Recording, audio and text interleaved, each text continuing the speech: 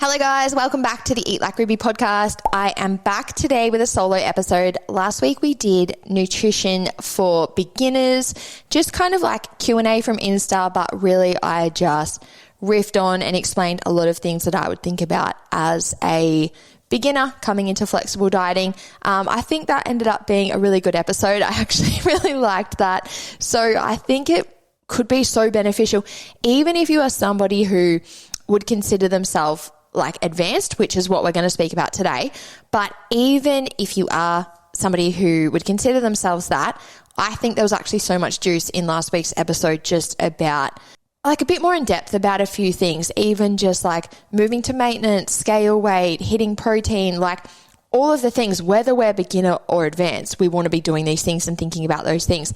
And even I think advanced girls might think like, oh, I already know how to do those things. I already do those things. Like that's not an air quote issue for me.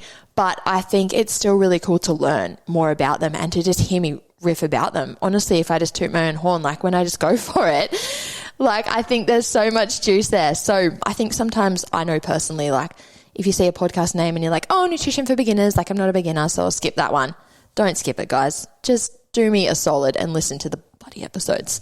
So on that same note, guys, if you listened last week, you would have heard me say like so many people have been reaching out saying how much they love the podcast, and I love getting this feedback. So please keep doing it. Like we said last week, people are literally coming up to me on the sunny coast, which is honestly amazing. If you live on the coast, definitely do that. I love it. But if not, like send me a DM, reach out, join my, we've got the Eat Like Ruby private Facebook community. It's literally just a free group where I post more stuff that I don't post on Instagram. So if you're not in there, definitely get in there. Just search Eat Like Ruby on Facebook and we'll let you in.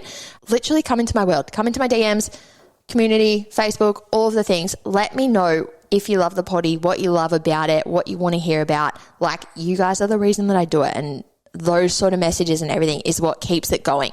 So keep them coming. But that's enough about that. Today we are going to talk about advanced nutrition. What I'm going to speak about first, we kind of spoke a little bit about last week, so I'm just going to keep rolling a bit. A few of the advanced girls, like I said, these came through from Insta and they were sort of like Q&A, or it was just like submit a topic and I'll talk about it. So that's what we're going to do. A few of the advanced girls asked about like advice around hitting micro targets. Is there certain micro targets we should look for and things like that? So just to explain, if anybody doesn't understand, obviously we know sort of in life, macro is big, micro is small. So like our macronutrients and our macro targets are our protein, carbs and fat, because they're the things that we have in big quantities. And then our micronutrients are things like our vitamins and minerals. So when we think about like calcium, iron, vitamin C, like there's honestly so many. And if you are a beginner, we don't look at these things too often because it's like the macros are really the king. Like we need to get our head around those to get some initial movement or progress or work on our health. Like they're going to give us the most sort of return on our investment when we first start tracking nutrition. We want to get that under control, but then it can be common to start looking at the micros and just thinking like, do I need to track these? What do I need to look at? And all of the things. So great question. I love this question. Like we said last week, there's no right or wrong. So it's not like I have to track this and I have to track that and I have to hit this, but it can be natural for an advanced girl to just start thinking about those things. Like if you've just got that genuine interest in nutrition and training, you're just like, oh, should I be looking at this, or what more can I be doing? And it's in quite a positive way, which is really cool. I love this. What we look at in Eat Like Ruby, like I said, there are so many micronutrients. We couldn't really sit there and be like, make sure we hit vitamin C and calcium and vitamin B and vitamin A. And like you'd actually go insane. It would do your head in. So what I always advise to my girls and what we look at with one-on-one girls in their check-ins, what we have all of our educational resources built on for any Eat Like Ruby program is like the food quality section, what we want to look at every day. If we look at the Australian healthy eating, it used to be a pyramid, now it's like a circle, so I don't even know what they call it, but you know, like the Australian dietary guidelines. I actually have this in so many places in Eat Like Ruby because it is so much more beneficial than people realize. I think we all like learnt that in grade 3 and then started reading magazines and we're like, fuck, I can't eat carbs and I can't do anything. Completely disregarded the actual dietary guidelines and developed all these crazy beliefs. So I'm actually a big fan of the guidelines because when we look at that, like they suggest to eat a certain amount of veggies every day, a certain amount of fruit, calcium/dairy, whole grains, and like lean protein. And when we think about hitting fiber, hitting protein, all of the things that we hit with our macros, we naturally want to include those foods. Like obviously we want to include high protein foods to hit protein. That's a no-brainer. To hit our fiber is usually a mix of fruit, veggies, and whole grains. So they're a massive chunk of that pyramid. And then our like calcium/dairy section will always help with protein and sometimes dietary fat as well. But if we think about like yogurt, milk, cheese, all of those basic dairy things, they all have a wicked hit of protein. If you're getting a few like clear big serves of protein like meat or protein shakes or eggs or whatever, and then including a few of those things on the side, very easy to hit your protein. So what I wanted to come back to is, like I said, we don't look at every individual micronutrient, but if we look at those guidelines and the serving sizes, like how much fruit should I be having, how much veggies should I be having, calcium, protein, all of those things, we're naturally going to tick off really good days working towards micronutrients. If we think about, I don't want to get too off topic and too educational today, but if we think about protein, like protein sources like meat, eggs, all of that is one of the best sources of iron. So iron being a micronutrient. If we're naturally, like if we're including all of those protein sources and working towards a protein target, by default, we're usually hitting a good amount of iron. Same thing, like I said, if we're bringing in some dairy products or like dairy alternatives, I know some people can't eat dairy, but a lot of like fortified milks and those things. If we're bringing those in to help with protein and to help create our meals, naturally we're going to tick off our calcium. So again, it all just ties in. And like we said, fruit, veggies, whole grains are going to tick off fiber, but they're also going to tick off all of our like vitamin A, vitamin C, all of those little micronutrients. So like we said, we don't want to sit there and nitpick every single nutrient, or you would actually probably go crazy. But if you are looking at ticking the boxes, if we look at that healthy eating pyramid, and then in any Eat Like Ruby program, when we talk about food quality and the things we want to include every day, we've got a list and it's very short and simple. It's like minimum 200 grams veggies, 2 to 3 serves of fruit, 2 to 3 serves of calcium/dairy, hitting our minimum fiber requirement, hitting our minimum protein requirement. I think that's all that's on that list. Like I said, if we think about that, that's quite a simple list to hit. Like that's not going to drive anyone crazy trying to hit those things. But if we're consistently doing that, by default, we're going to hit a lot of the macros. The one thing I will say is obviously if you have like a deficiency or something, then you want to look at that a lot more closely. If there's iron deficiency or something there, obviously you want to speak with your doctor, get your support, whatever, to actually work on something you might be deficient in. In terms of just ensuring you get enough nutrients in, it really comes back to like the simple, good quality foods, including those every day. And by default, we're going to tick so many boxes underneath those. And this almost ties in with what we said last week, where when we do start working towards nutrition targets, whether they're calories, macros, micros, whatever, having those few simple meals that you love that work for you, that tick so many of those boxes, and you've tweaked them enough, like we've been flexible enough to tweak them in a way that you enjoy, that's really what I'm such an advocate of. All of you guys that follow me on Instagram, I eat that meal with the Nutella and the fruit and the yogurt. If we look at that meal, calcium and protein from the yogurt, whole grains and fiber from the cereal, fiber and heaps of vitamins and minerals from the fruit, and obviously Nutella, no brainer. But if we look at that meal, such a simple meal, whips it up in 2 minutes, delicious, I love it, I literally have it every day. We've ticked so many macros and we've also ticked so many micros. It's just so simple. And if we think about that with so many meals, even if we look at like a chicken and salad sandwich, like it's so basic, but if you go like wholemeal bread, salad, chicken, cheese, avocado, you're literally going to have the bread is whole grains and fiber, salad, veggies, micros, minerals, vitamins, all of those things. Chicken is protein. You're going to get some iron. Cheese, calcium, protein, avocado, dietary fats. It's like such a simple meal. Like I said, you can whip it up so quickly, and it's delicious. Like you can put your sauce on it to make it the way you like. You can put your avo, you can put your cheese, whatever it is.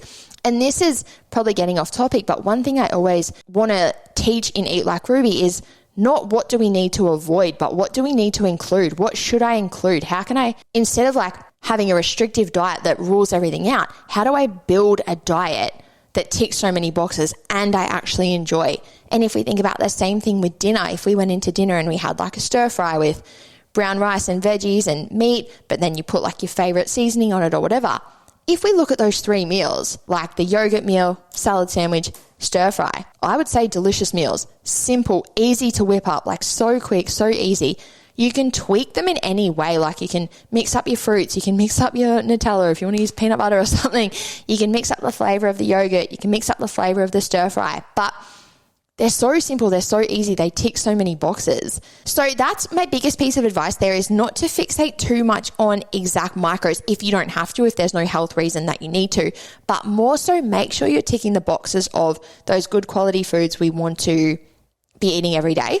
And then just really looking to build, you almost want to build, like I think I said it in the last episode, build like a little library, a little resources thing where you've just got your, whether it's 5 meals, 10 meals, 20 meals, whatever, that you know do tick so many of the boxes. And this is actually even a great point when we talk about moving away from tracking. I think in last week's episode, we spoke about moving away from tracking.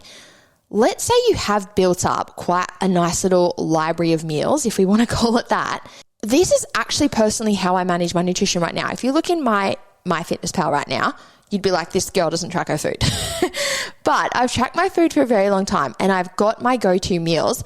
And if you start to get a library of those meals, like I said, and they're all around 400 or 500 calories, and you know that your nutrition targets are, say, like 1,600 to 2,000, let's say wherever they fall, you can just pick 4 of those meals every day. You don't ever have to track your food again if you didn't want to. So I'm getting so off topic, but I think this is worth talking about. For me personally, like most days I do have that yogurt meal. I'll have eggs on toast. Shaq and I will have meat and veg for tea, whether it's like salad and meat, roast and meat, like stir fry. We mix it up, but you know you're going to tick off protein. You know you're going to tick off veggies. You know it's going to be around 500 calories, give or take. And I think that that's something that a lot of people need to aim for, is like just having, like we spoke about in last week's episode, the education and the understanding to do that. But then actually just having a bunch of foods and meals that you know work for you and you enjoy, and just wake up or, you know, if you plan your food for the week, be like, okay, what ones am I going to have this week? Yep, I'll pick 1, 2, 3, 4. There we go. 4 meals, roughly 500 calories each, 2,000 calories. Don't even really have to track it. I know most of them have protein. I know they tick a lot of the boxes. Happy days. So I hope that was helpful. One of the next questions that somebody asked, this was actually a specific question. I'm going to read it out and just answer the question. What supplements should we be taking? ? Should we take creatine on rest days?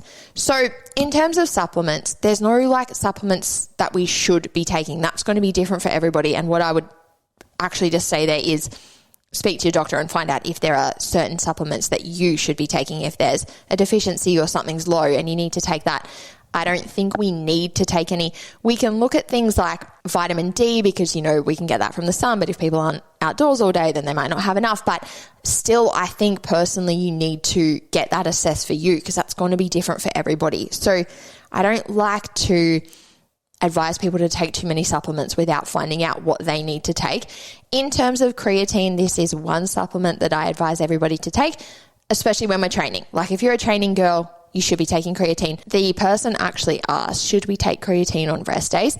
Yes, we should. So the way creatine works is our body naturally has creatine in it. And then when we take creatine, we essentially like top up our creatine stores, if you will. So what creatine is I'm going to put it in super simple terms. It's like an energy source. It's an energy system in the body. So when we're lifting weights or we're jumping or we're running or whatever, the body has a few energy systems that it works through to like exert that movement. The phosphocreatine system, if we want to get technical, is one of them. So our body has a creatine store that it then like pulls from to help us perform that movement. If we have given the body additional creatine, it's going to have more creatine there. It's going to perform a bit better, a bit higher, a bit harder, a bit faster, whatever. Like we're just supplying the body with more energy in that sense. That was a super simple way of explaining it, but I hope that made sense. So creatine is just a powder that we take. We take it in like a couple of grams a day. And then like we said, we're essentially just doing that to top up the creatine stores so that when we train, they're there, they're full, and they can help us deliver on that session. The reason I explain that is because we don't take creatine in the sense of like caffeine, for example. So we take caffeine, like ideally we want caffeine 45 minutes before a workout. So we want caffeine in the system. Probably another supplement I actually would recommend unless someone has a reason not to take caffeine. We take caffeine intentionally at a certain time to have it available in the body to deliver on that session. Creatine doesn't work the same way. So creatine tops up the creatine stores and they are topped up at all times. So it's not like take creatine at 10, train at 11 and get the benefits. It's take creatine consistently, keep the creatine stores topped up at all times, and anytime you train, those stores are topped up and they will help with that. So that might have been a little bit confusing if someone is a beginner. You might be like, what are they talking about? But I think the advanced girls will get that. And it's just realizing that creatine isn't something that we're taking to then have available immediately after. We're just taking it regularly to have it topped up. Flowing on from that, I think it would be good to go into one of the next questions. And this was a hugely popular question, and it was pretty much just around pre-training nutrition. People asked it in so many ways: eating before training for gains and how much, optimal pre and post training, how much should we eat for gains before training? Yeah, there's so many questions about this. I love this question. I'm a huge fan of the pre-training meal. This is probably one thing where I will say as well, where people will say like, do I have to eat before I train? And again, it comes back to what we spoke about last week. Like, no, you don't. You're not going to get arrested if you don't eat before you train. But is it optimal to eat before you train? Yes, it is. So this is where we just have to practice that discernment of it's not right or wrong, but it's just like, okay, the science and the facts and the studies tell me that this is most optimal. Am I going to do that? Yes, awesome, cool. On the flip side, do I not want to do that? If you're someone that's like, oh, I feel sick before I train or whatever it is, I'm not going to do that. That's totally fine. Like I said, no one really cares. It's just, it's not the most optimal thing that you could be doing, and you just have to be okay with that. One thing I will say before I get into this actual answer, if you're somebody who says, I don't eat before I train because I feel sick, I would challenge that by saying, what if you ate one single lolly? Like if I gave you a jelly baby or a snake, whatever they're called, like a lolly like that, eat that and go and train. Would you feel sick? Like, is it the, I can't eat before I train before I feel sick? I would question whether that would happen with one lolly, right? And the point I'm trying to get at is, what if we gave you two? Would you feel sick? Probably not. Like it's two lollies. It's not going to touch the sides. What if we gave you three? Probably not. Three lollies, still not touching the sides. Maybe four, maybe five. At some point, you might hit the point where you're like, okay, cool, I'm starting to feel this. I do feel a little bit full. I do feel a little bit sick. It might be 8 lollies. It might be 27 lollies. Like, who knows? But I would look at that and I would question that, because people draw a definitive line of like, I feel sick if I eat before I train. And I think you might feel sick if you ate a Big Mac and chips, or if you ate a whole pizza, or even if you ate, 3 bananas. But maybe if you ate half a banana, you might not. So I would look at that, because it is absolutely optimal to have some carbohydrates in the system before we train, especially if we're pushing gains, but even if you're not pushing gains, because you do want to try and maintain as much lean mass and muscle as you want or as you can. So you still want to optimize that performance and all of those things. So I would just have a think about that is, could you actually have half a banana? Could you have a handful of lollies? Like, could you actually have something small? Is it such a strict thing of like, I can't eat before I train? So then when it comes to the actual pre-training meal, again, there are like what studies will tell us are most optimal. So what that actually is, if we look at the science, 90 minutes before we train, 0.4 grams of protein per kilo of body weight, and 0.6 grams of like low fiber carbohydrates per kilo of body weight before we train. So again, I'm going to whip out my calculator. So if we think if a person was 60 kilos, for example, we would go 60 times 0.4, so 24 grams of protein, and 60 times 0.6, 36 grams of carbs. Now, again, this is what I want to point out. It's not like, well, shit, if I have 35, I fucked it. And this is where people get really caught up in the numbers and the stats. But again, we want to look, okay, what are the actual facts? What is the science of like what is most optimal? And then we work from there. So it's like, if we could create a meal that had 20 something grams of protein and 30 something grams of carbs, it's going to fall into that like pretty sweet spot. I always like to give people the actual facts and the stats, but then you just want to reverse it from there and be like, okay, cool, how do I make this work for me? And again, if you're somebody that's like doesn't like to eat before they train, we can look and say, okay, if eating nothing is over here and hitting those absolute perfect optimal numbers is over here, could you fall somewhere in the middle? Like, could you have 10 grams of protein, 15 grams of carbs? You're still going to take a step from doing nothing towards the more optimal thing. So keep that in mind and just really think, okay, cool, if that's what the facts say, where could I fall along that scale to make it work for me? So I haven't even actually finished with the stats, but so that was 90 minutes before we train. And then 45 minutes before we train, we want to have 0.4 grams of low fiber carbs again per kilo of body weight. And I ideally like to make these liquid carbs. So a lot of my girls in Eat Like Ruby would know that we advise to have something like Staminate or Powerade or something like that. So it's simple, quick, easy liquid carbohydrates. And this is where we want to bring in caffeine. Like I said before, 45 minutes before training, caffeine is ideal. 3 to 6 milligrams per kg of body weight is again the most optimal. That's going to be quite an individual thing. Like everybody will know for themselves. Some people can smash caffeine and not have a lot of effect. Some people are really sensitive to caffeine. So that is something I always advise people to have a little play around with and see where do they fall on that scale. Do you need to cut that back? Do you need a bit more? Do you need a bit less? Whatever. But again, that's sort of what the stats tell us is 3 to 6 milligrams per kg of body weight. And like I said, 0.4 grams of simple carbs per kg of body weight. So I'm doing the maths on that again.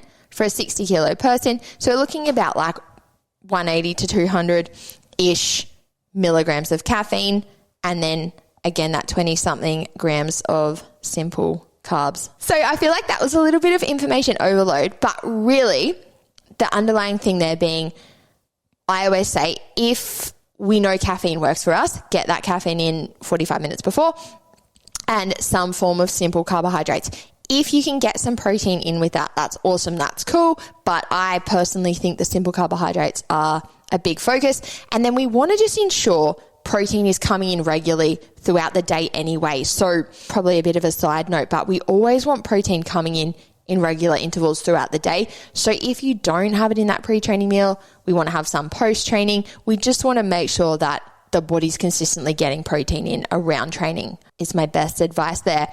So somebody asked, what's your best go-to pre-workout meal? And do you find that they really benefit your training, or would you train just as hard without a specific pre-workout meal? For me personally, I would absolutely not train without a pre-workout meal. I would rather go over my calories than train without a pre-workout meal. And this is just me personally, but it is very important to me. It is black and white, the difference in my training if I don't have that meal or if I do. I normally have, if you follow on Insta, you'll probably see like I often have like that Milo protein cereal. That's such a good one because it ticks off the carbs and the protein. Sometimes if I've had a lot of protein throughout the day, I'll have something that's just more carb based, like crumpets or bagels, something simple like that with like jam or honey, rice cakes with jam, something that's again, that simple carbs. It's not a big filling meal. It's not going to be a lot to digest. Just get it in the system easily. It's not very filling, but it is providing energy to then go hit the gym. So for me personally, absolute no-brainer. I wouldn't train without a lot of food in the system. I love to train. I don't have the whole, I feel sick. It's like the opposite for me. It's like the more I can get in, the better. So this same person actually asked, when you do your own growth phases, do you have a specific amount? I can't work out because there's a bit of a typo here. Amount I think it says aim to grow each week. How do you determine your growth as per muscle versus fat? So this is a cool question. I do not have a specific amount that I aim to grow each week. And this is a really funny question when people say like, how do you determine your growth as per muscle versus fat? You can't. And this is something I always want to point out to people. Like, we see people get very caught up on those body composition scans, where people do a scan and it's like, oh, I've put on this much muscle, I've dropped this much fat and all of the things. That's all well and good. I'm not a huge fan of those personally, but to each their own. What I always want to point out there is like the reason we want to put on muscle, whether it's in a growth phase or whether we're getting a scan because we've done like a challenge or whatever it is, the reason you want to put on muscle or drop fat or see any of those numbers change is so you look different and you feel different and you can actually visually know that those differences are there.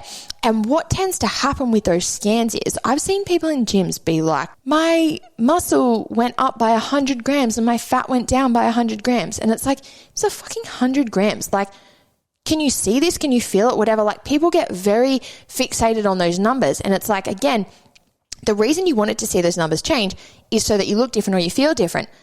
Look in the mirror and ask, am I looking different? Am I feeling different? With this question of a gaining phase, like, how do you know how you're progressing in a gaining phase. Is it muscle or is it fat? You can take a photo and very quickly be like, am I getting too fat or am I putting on muscle? And it's not something that you're going to look at day to day or even really week to week. Like, we don't see crazy muscle growth from week to week. But again, I think I said it in last week's episode where we always want to watch those overall trends. So if you're taking pictures every week and you're lining those up and you're looking at those pictures every week being like, oi, I'm just straight up getting fat, you're overshooting.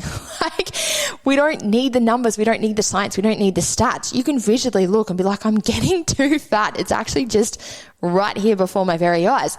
Obviously, when we do a gaining phase, we know that some level of body fat is going to come with that. But if you can't clearly see any positive growth happening, and it's all like positive, I mean muscle gain. Like, if you're trying to push muscle gain and minimize as much body fat growth as you can look at those pictures and say, okay, cool. Are we actually getting muscle growth here? Yep, we are. We can clearly see that happening. Obviously, a little bit of body fat's coming with it. That's all part of the journey. Happy days. But if you're looking at them straight up and just being like, something's happening here that is not in the plan, it's quite obvious. I think people outsource their power a little bit in that situation, and they look at all of these crazy things. And there's probably so much that can be said here. The other thing too is, like, obviously when we go into a gaining phase, we do it in a structured, controlled way. So we're not, I'm personally not like, let's just start eating bulk food and see how big we can get. Like, you're trying to find that sweet spot where you're clearly in a surplus and you've got the additional calories coming in and you're gaining, but not so much that there's just bulk excess coming in every day and your body's got no choice but to store it as body fat. And that's really what it is. So if you are doing an intentional gaining phase, you still want to have the consistency. You still want to have the good habits. You want to find that sweet spot where it's like, yeah, like I said, I'm in a surplus. The additional calories are here. If I'm training, obviously training is the massive factor here. If I'm training in the right way, those additional calories are going to get put to good use as much as possible. If you know that your habits are quite sloppy and that's actually not what you're doing behind the scenes in your gaining phase, you want to start there.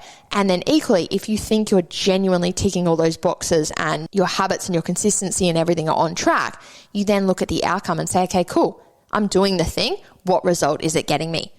Is it progressing the way I want it to overall? Or does it look like maybe I am overshooting? I need to scale things back. Does it look like I need to push training a bit harder? Like, you're going to see it. You're going to know. And especially a coach. I think this is probably where having a coach is so beneficial. And this is why I love coaching girls long-term through fat loss into muscle gain, back to fat loss, all of those things.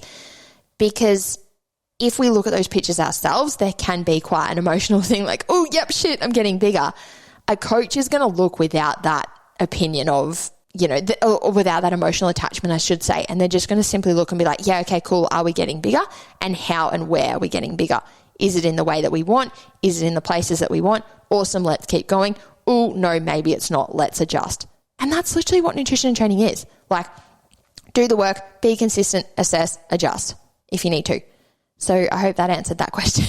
So I've got kind of two more questions. They're not really related, so we'll just read out the actual questions and work through those. So somebody asked about nutrition around shift work, how to eat healthy when you're a shift worker. So this is a really common one, and there's a couple of things I'll say here.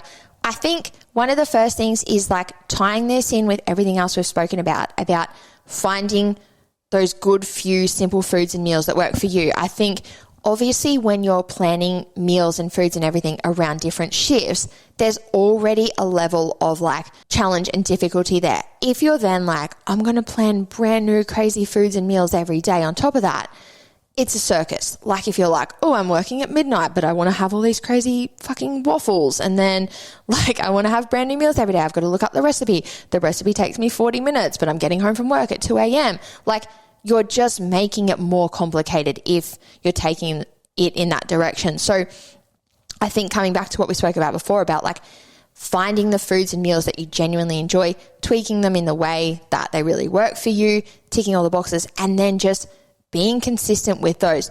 I think people are like, I want brand new foods and meals every day. And it's like, that's actually very draining and very exhausting.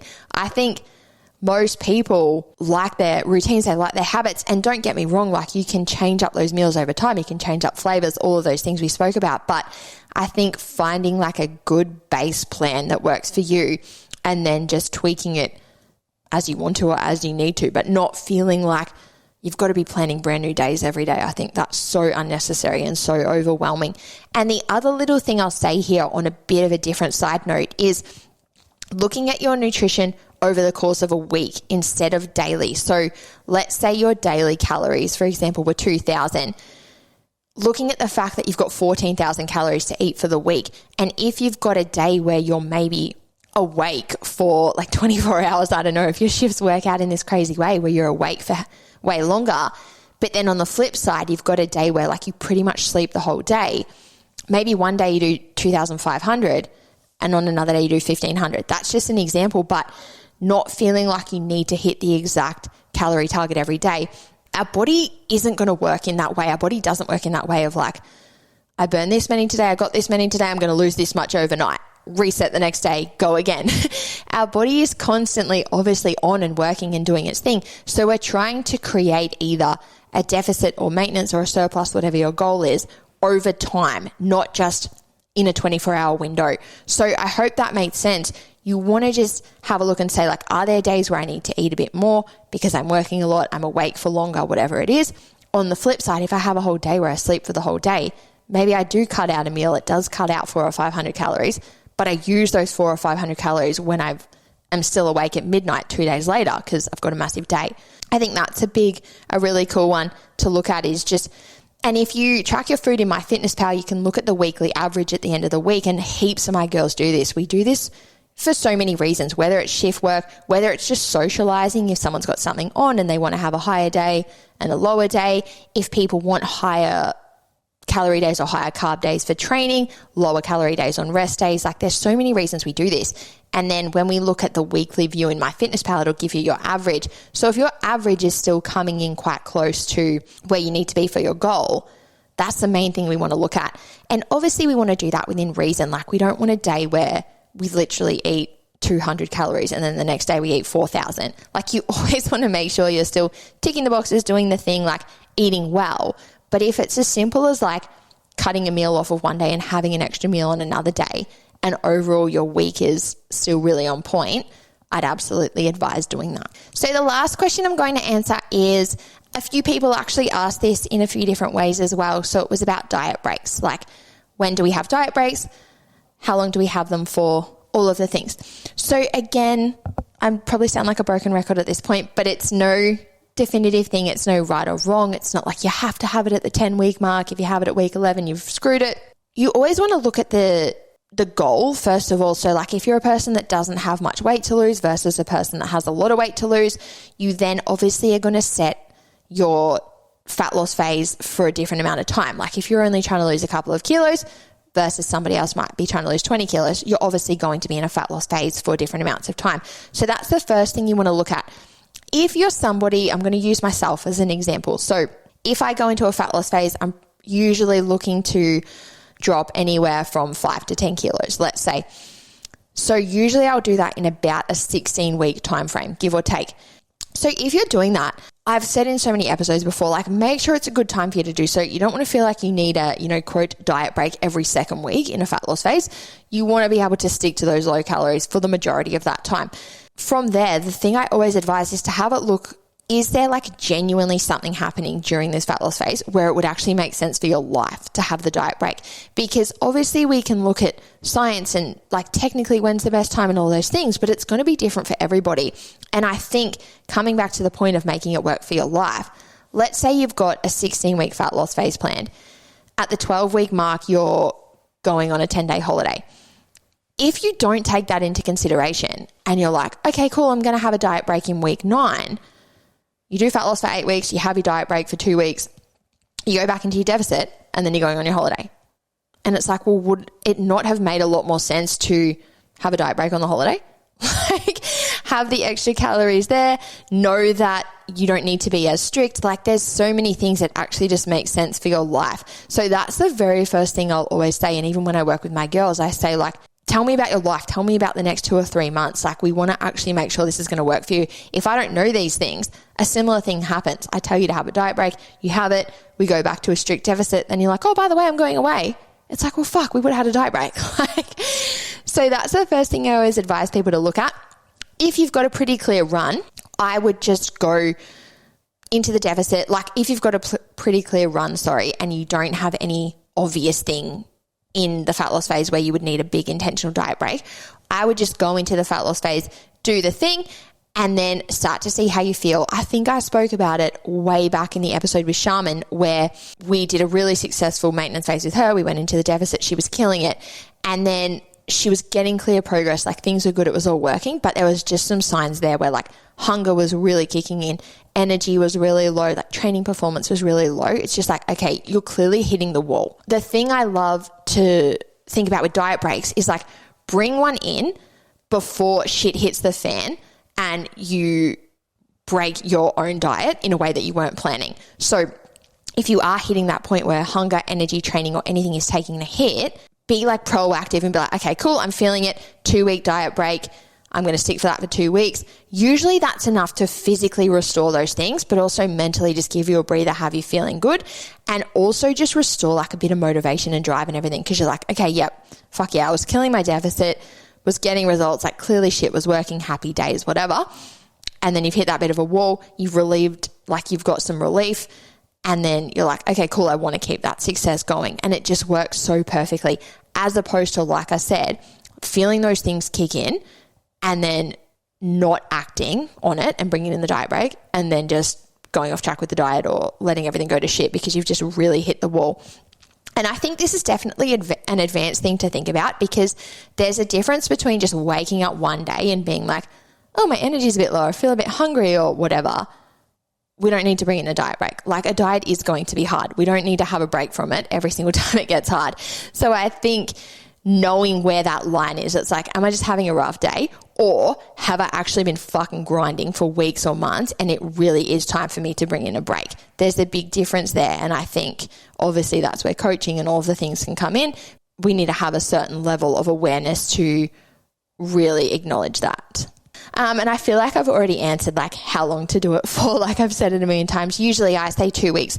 Again, there's no rule. Like if a person was going on a 3-week holiday, it'd be like, okay, cool, let's have a 3-week diet break. I'm not going to tell you to do a 2-week diet break and then strictly diet for the last week of your holiday. We'll do it for 3 weeks. Then you come home and we go again. So I think 2 weeks is sort of like the minimum. And if we didn't need to make it longer, we wouldn't make it longer. I think 2 weeks is good. It gives people enough chance to actually restore like hunger, energy, all of those things, enough to just keep going for a bit longer in a deficit. And I think even if we just look at like, forget the facts and forget all the shit, but even just look at a person's life at like, that usually gives you a few weekends, a few meals out. Like you can actually do a bit. You don't want to have like a 3-day diet break where you're like, shit, I'm going to go to every restaurant in town over the next 3 days. Like you want to just actually go to a gradual diet break and enjoy a few weeks there. And then, like I said, usually that's enough to re-spark the motivation too of like, okay, cool, had a little break, put everything on pause, I'm good to go again. So I think that is a good place to wrap up the nutrition for the advanced gals. Like I said at the start, guys, let me know if you're liking these episodes, what you're liking, what you want to hear more about. It's actually hard to come up with topics and things without knowing what you guys want to hear. So bring things forward. I would love to know what you want to hear more about, what you want to hear explained, what's landing, what you're loving, all of the things. So please, like I said, take your screenshots, tag me, eat_like_Ruby, and we can just keep it all going. Thanks, guys.